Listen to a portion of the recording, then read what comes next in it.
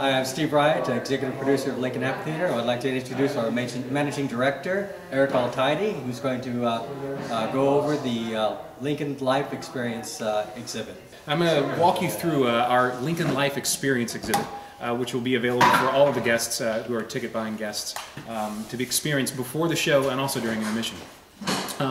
The purpose of this exhibit is to kind of give an insight into Lincoln's life using his own words. Probably one of the most tragic things about losing Lincoln the way that we did is that there was no opportunity for him to write an autobiography where he describes his presidency and what he feel like he accomplished.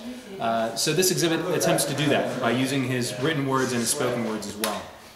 So as you walk into the exhibit, the first wall here, we have workers all over the place, so please excuse that. On this first wall here, there's going to be an explanation of the exhibit and what the purposes are that we're trying to set out to explain. And then on this wall right here is going to be a caricature that is actually an original caricature that's going to be drawn for us by John Seo, who is an artist and also a teacher at North High School in Evansville, Indiana.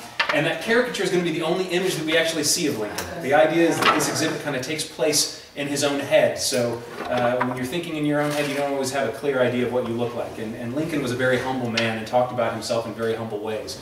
So with this caricature, there's going to be a self-description that he provided in an autobiography that he wrote when he was running for president. And that will be written over the caricature as well. You begin in Spencer County inside the log cabin, and this is kind of the beginning of the construction of that. Here there will, people will learn about his boyhood, moving from Kentucky into Spencer County, the reasons for doing that. We'll learn about his relationship with all of his family members. We'll learn about Spencer County and the area and the other citizens in Spencer County at that time. It will then go into a reproduction of a corner cabinet made by Thomas Lincoln that will also have kind of a family tree in there with individual framed photographs of each family member and a slight discussion again of what Abe's relationship was with those people. And in that, we'll move over and there will be a slight explanation of his self-education. Lincoln was a self-taught man and he did all that self-education here in Spencer County. And there will be a discussion of that. And as you can see here, the effect that we're trying to achieve here is that we will bleed from Spencer County into Springfield. So you've got this immediate cut even in the middle of our fireplace, which was brilliantly constructed by Jerry Schaefer and Roger Hayes, who are helping us construct this. So we'll bleed right in the middle of it, from Spencer County into Springfield. And in Springfield we will talk about the reasons why they moved to Illinois.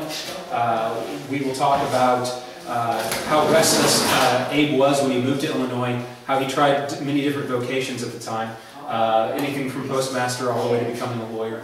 And then further on down the road, we will come to a discussion of his courtships, the various courtships that he had, and the eventual marriage to Mary Todd, and the creation of his family. Here, on this wall right here, will be a discussion of slavery.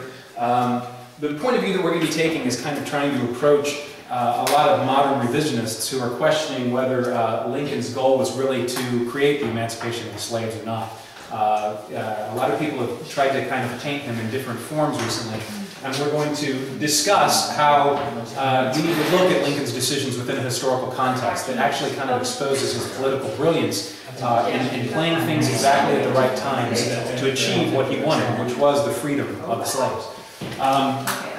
On this wall here is going to be a discussion of the Lincoln-Douglas debates, which was a huge turning point in Lincoln's life. Before the Kansas-Nebraska Act, he was ready to get out of politics. But when the repeal of the Kansas-Nebraska Act was contemplated, it brought him back on the political stage, and he had several debates with Stephen Douglas in Illinois, and this is going to be a discussion of each one of those debates and how each one affected that run for the Senate.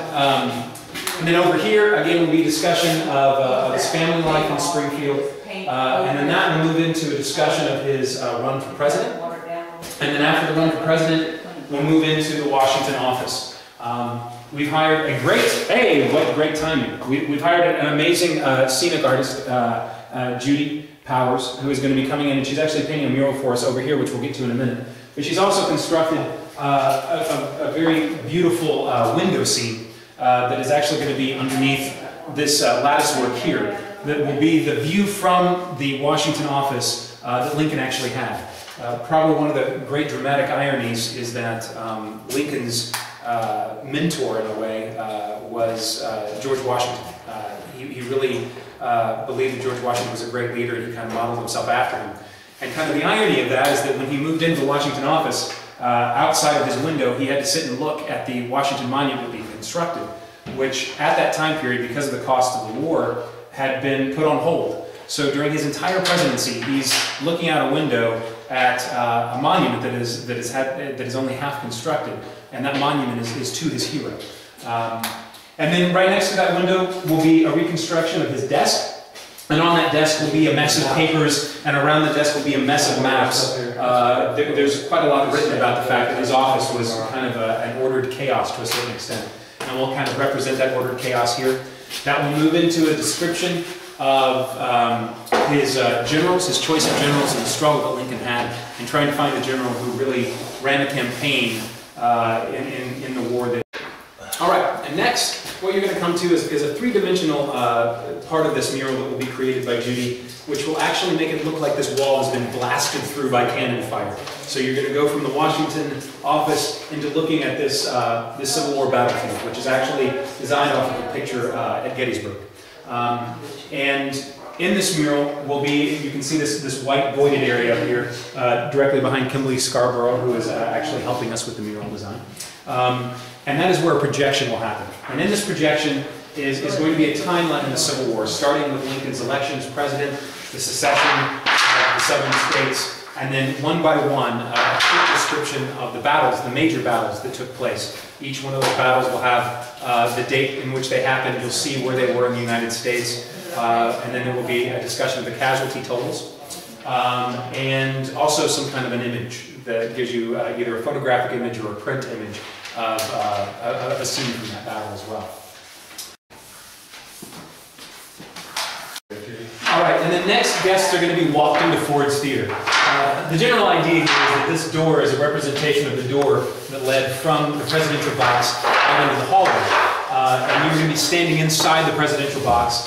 There will be a hole that will appear right around here in the door. John Wilkes Booth had drilled a hole in the door so that he could actually watch the president while he was watching the show and wait for that exact moment when he wanted to fire the gun. So you'll be standing inside of the box at Ford's Theater with John Wilkes Booth watching you. There will be a discussion about the play that was being shown, about Lincoln's attendance, and also the fact that for the first time in many years, Lincoln kind of had a light mood when he went to go see the show that night. And then there will be discussion of the actual assassination plot. The plot not only on his life, but also on Seward's life. And then a discussion of the pursuit of the assassins and the eventual capture and execution of them as well.